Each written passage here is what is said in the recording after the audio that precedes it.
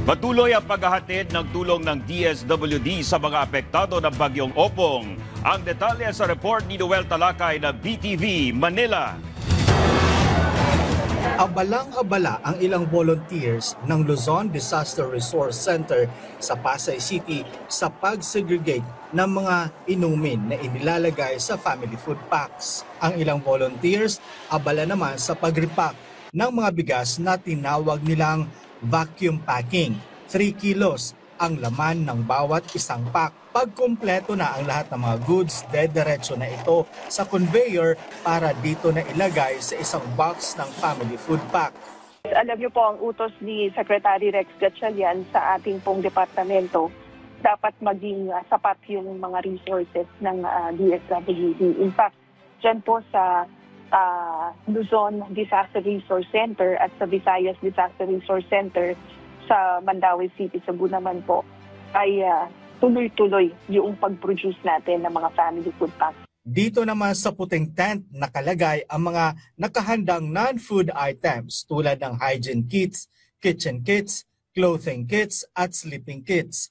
Ayon kay Dumlao, tuloy-tuloy at walang aberya sa paghahatid ng mga tulong ng ahensya dahil bago pa man tumama sa lugar na dadaanan ng bagyo, naka-preposition na ang mga ayuda ng DSWD.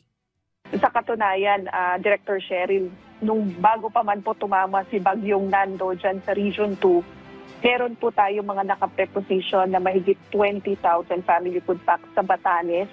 Meron din po tayo mahigit mga 3,000 food packs na naka-preposition doon naman po sa Kalayan, Cagayan. Kaninang umaga, nakapaghatid na din ng mga family food pack ang DSWD mula sa Luzon Disaster Resource Center papunta sa Region 2 at Region 5 para matiyak na walang magugutom sa panahon at pagkatapos ng sakuna na dala ng sama ng panahon.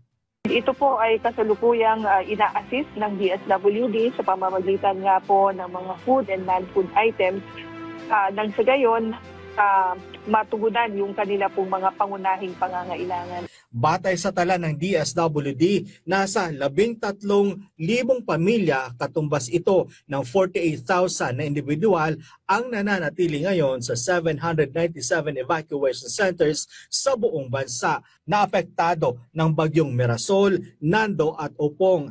Sa ngayon, nasa 2.5 million family food packs ang nakapreposition sa mga warehouse ng DSWD, LGU at mga private warehouse sa iba't ibang bahagi ng bansa. Noel Talakay para sa Pambasang TV sa Bagong Pilipinas.